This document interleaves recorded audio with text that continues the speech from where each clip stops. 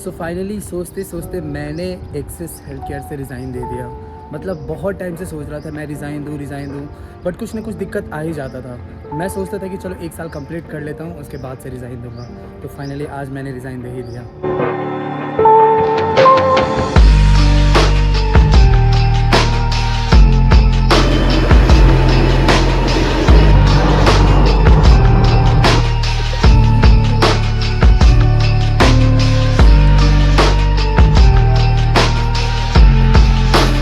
Good morning everyone, how are you all? Welcome back to the channel. This is your boy Anoop Bareja. आज तो Monday है और Saturday Sunday मैंने क्या किया, मैंने बस सो के बिताया हूँ। मैं सोचता था कि सैटरडे संडे बारिश हो जाएगी तो थोड़ा बहुत मस्त आराम से इंजॉय करूँगा, मस्त आराम से चाय वाय पीऊँगा, घर पे रह के इंजॉय करूँगा। But now we can see that इतनी ज़्यादा गर्मी हो रही है, इतनी ज़्यादा गर्मी हो रही है। मतलब यार 1 हफ्ते तक बारिश हुई दिल्ली में बहुत अच्छे तरीके से, उसके बाद से फिर वही वाली गर्मी। क्या फ़ायदा यार, या तो अच्छे से बारिश ही हो जाए या तो फिर अच्छे से धूप ही निकल जाए। कुछ नहीं कह सकते भाई दिल्ली के वेदर का, जहाँ हर जगह पे बारिश होती है। यहाँ दिल्ली में भाई थोड़ी सी बारिश आधे घंटे के लिए होगी, उसके बाद से फिर बंद, एक हफ्ते के लिए। यही हो रहा है आजकल।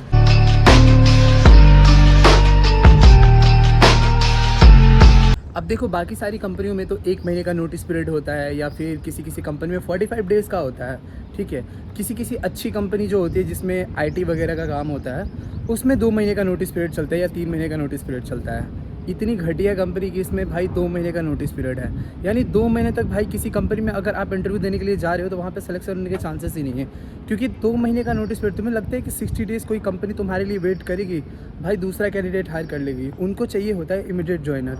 अगर कोई कंपनी होती है जो कि बोलती है कि चलो 30 डेज़ तक हम आपको टाइम दे सकते हैं, भाई इस कंपनी में 60 डेज़ है। मैं इंटरव्यू दूंगा भी तो कैसे दूंगा यार? अगर मैं दूंगा भी तो वो लोग रुकेंगे ही नहीं। अगर मेरा सिलेक्शन भी हो जाता है तो क्या फ़ायदा? सबसे घटिया चीज़ मुझे यही लगी एक्सिस हेल्थ केयर की।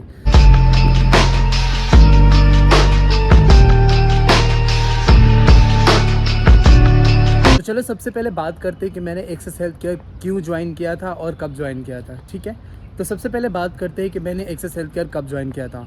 जब मैंने ज्वाइन किया था उस टाइम पे इसका नाम था पैसिफिक, और मैंने ज्वाइन किया था उस टाइम पे 26 अगस्त 2025, यानी ऑलमोस्ट 1 साल होने वाले हैं। 2 महीने का नोटिस पीरियड था तो मैंने सोचा चलो रिज़ाइन दे देता हूँ, जिससे कि मेरे 1 साल आराम से कंप्लीट हो जाएगा।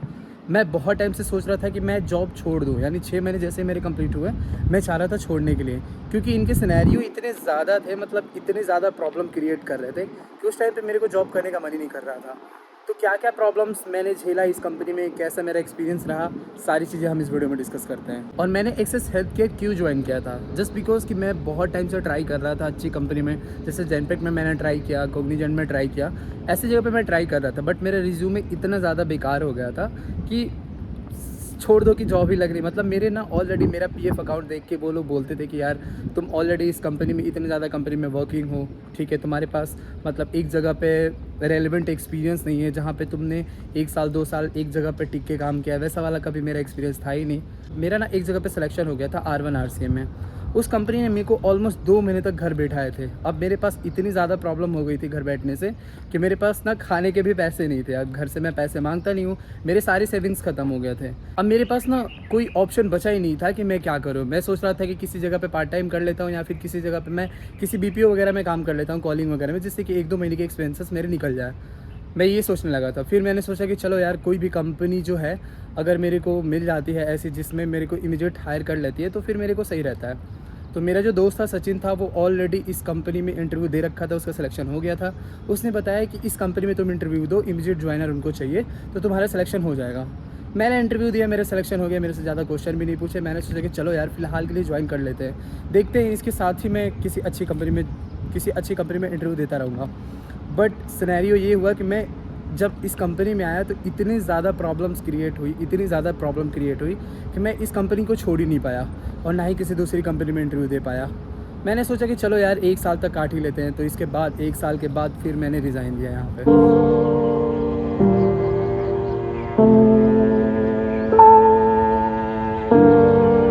और एक्सिस हेल्थ केयर का सीन ये था ना कि किसी को भी नोटिस पीरियड सर्व करने देती ही नहीं थी। ये कंपनी बोलती थी कि आप वहाँ से एब्सकॉन्ट होके आ जाओ और हम आपको रख लेंगे, ठीक है। तो ऐसे जितने भी मतलब मेरे बैच में कम से कम 6 से 7 लोग जो थे वो डायरेक्टली एब्सकॉन्ट होके इस कंपनी में ज्वाइन हुए थे।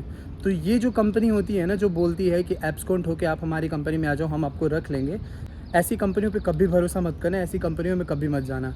चलो ठीक है, तुम्हारा सिलेक्शन यहाँ पे हो भी गया, बट इन फ्यूचर अगर किसी दूसरी कंपनी में जाओगे ना और तुम्हारा वो एब्सकॉन्ट हुआ रहेगा तो बहुत ज़्यादा प्रॉब्लम क्रिएट होगा, क्योंकि ज़िंदगी भर तो तुम्हें एक्सेस हेल्थ केयर में जॉब करनी नहीं है और इतनी अच्छी कंपनी भी नहीं है कि यहाँ पे ग्रोथ हो। इतना ज़्यादा बेकार है ग्रोथ के मामले में एक्सेस हेल्थ केयर कि यहाँ पे तो तुम जॉब करोगे तो तुम्हारा लगने ही लगने हैं, ठीक है। तुम भूल ही जाओ कि तुम्हारा यहाँ पे ग्रोथ होगा। बंदे यहाँ पे भाई इतने टाइम से जॉब कर रहे हैं और उनका पता है कितना इंक्रीमेंट होता है। तुम सुन के शॉक्ड हो जाओगे कि यहाँ पे कितना इंक्रीमेंट होता है। मैं यहाँ पे 1 साल दिया और 1 साल में मेरे पता है कितने बढ़े हैं? मेरे ऑलमोस्ट बढ़े हैं 320 रुपये या 310 रुपये। तुम सोचो 320 रुपये किसी कंपनी में 1 साल देने के बाद तुम्हें लगता है कि इतना इंक्रीमेंट होता है, इतना कम। किसी अच्छी बीपीओ में भी जाओगे ना तो वहाँ पे भी 1000-2000 बढ़ जाता है, ठीक है। मल्टीनेशनल अच्छी कंपनी में जाओगे तो वहाँ पे 5000-10,000 के बीच में ऐसे इंक्रीमेंट होते हैं। भाई 300-350 रुपये किस जगह पे बढ़ते हैं तुम खुद सोचो। जिसकी 5 की रेटिंग है ना, 5 में 5, उसकी भी ऑलमोस्ट मतलब 600 रुपये 650 रुपये बढ़े थे। तुम खुद सोचो कि इतनी घटिया कंपनी में कौन ही जॉब करना चाहेगा, कौन लॉन्ग टर्म तक काम करना चाहेगा। और ये कंपनियां ना खुद ही अपने पैर पे कुल्हाड़ी मारती है कि अपने जो भी कैंडिडेट होते हैं उनको अच्छा इंक्रीमेंट नहीं देती। इस वजह से कोई कैंडिडेट यहाँ पे टिकता ही नहीं है और वैसे भी इनको रिक्वायरमेंट भी नहीं है। ये सोचते हैं कि चलो कोई दूसरा बंदा जो है उसको हम हायर कर लेंगे कम पैसे पे ही। ये जो बिल्डिंग दिख रही है ना आपको, इतनी बड़ी बड़ी, ठीक है, आपको लग रहा होगा कि क्या ही मस्त बिल्डिंग है, इसके अंदर बहुत सारे लोग वर्कर काम कर रहे होंगे, एसी में मस्त आराम से बैठ के काम कर रहे हैं। बट इसके अंदर कौन सा बंदा किसके ऊपर कितना ज़्यादा प्रेशर है, क्या हालत हो रखी है, उसको कोई नहीं जानता। जब मैंने एक्सेस हेल्थ केयर ज्वाइन किया था तो उस टाइम पे क्या था कि मेरा मतलब 2 महीने तक ट्रेनिंग चला था। 1 महीने तो हम लोग बस आके बैठे थे। उस टाइम पे बस हमारा बस वही दम सराज वगैरह गेम्स वगैरह होते रहते थे। तो 1 महीने तो हमारा बहुत मज़े से कटा। फिर उसके बाद से 1 महीने की ट्रेनिंग जो है वो क्लाइंट की तरफ से आया। क्लाइंट डायरेक्ट यूएस से आया था। तो उस टाइम पे हमारा 1 महीने का ट्रेनिंग चला था।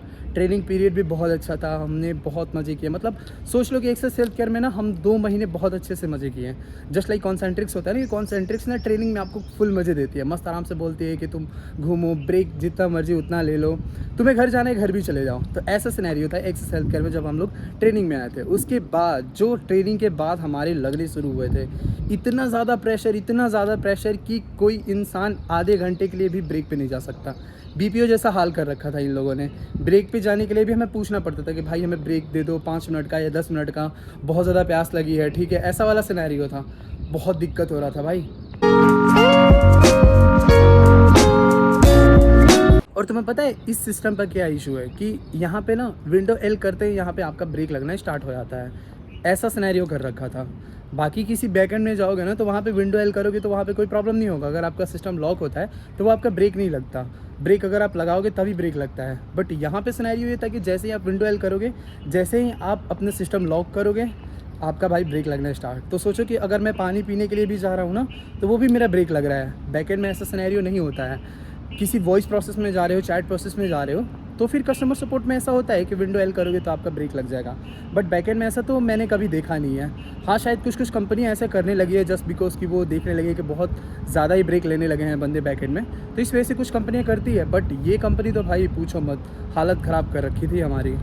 सो ऑलमोस्ट 6 महीने नाइट शिफ्ट में जॉब करने के बाद फिर मैंने सोचा कि यार मुझे डे शिफ्ट करनी है, क्योंकि मुझे ना वीडियोस वगैरह बनानी है और डे शिफ्ट में ना थोड़ा वो शूट कर पाता हूँ, नाइट शिफ्ट में तो कर ही नहीं पाता था।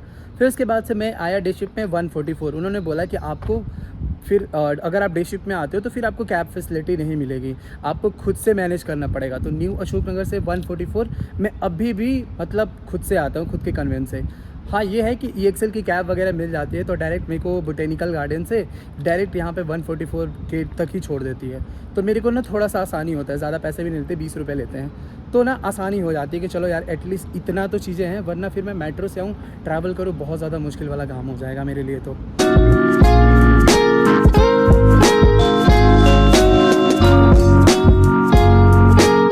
अब आते हैं मेन प्रॉब्लम पे, जो कि इस कंपनी ने बहुत बुरा हाल कर रखा था सारे एम्प्लॉय का, ठीक है। तो इन्होंने क्या किया कि सबको ना बेंच पर डालना स्टार्ट कर दिया बिना कोई रीज़न के, ठीक है। मेरे मतलब 2 TL जो थे उनको बेंच पर डाला। ऑलमोस्ट 60 से 70% कैंडिडेट को ना इन्होंने बेंच पर डाल दिया। इन्होंने क्या बोला कि आपको ना मतलब 2 महीने की सैलरी मिल जाएगी, मस्त आराम से घर बैठो या फिर कहीं अदर जगह पे जॉब ढूँढ लो। अचानक से सेम डे एक दिन मीटिंग हुई और सबको ये बोला गया कि आप लोगों को बेंच पर डाला गया है। अब जितने भी कैंडिडेट हैं वो अपना दूसरा जॉब ढूँढ लो, बिना कोई रीज़न के।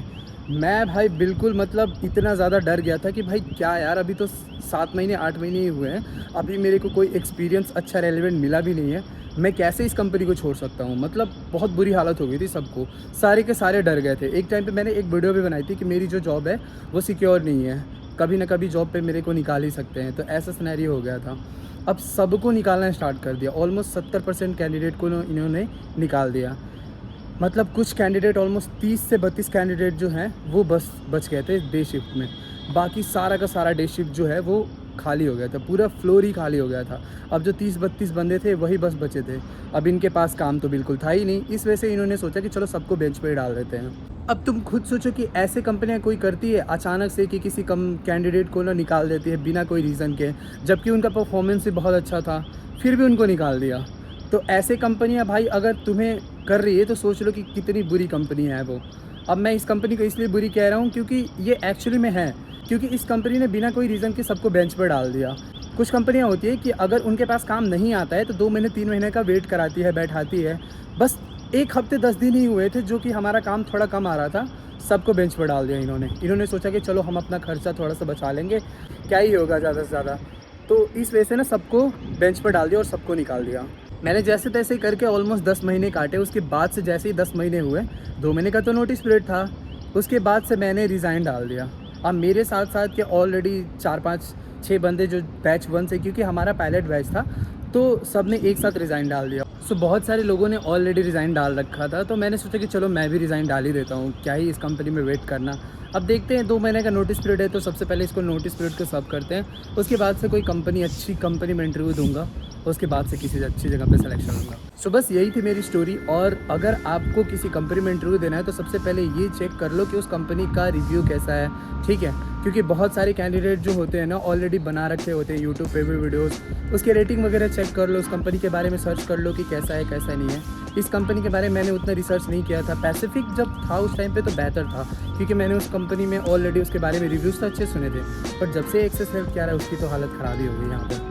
सो आई होप कि ये वीडियो आपके लिए थोड़ी बहुत हेल्पफुल हुई होगी। अगर आपको वीडियो अच्छी लगी तो लाइक करना, बहुत ज़्यादा अच्छी लगी तो सब्सक्राइब करना। मिलते हैं नेक्स्ट वीडियो में।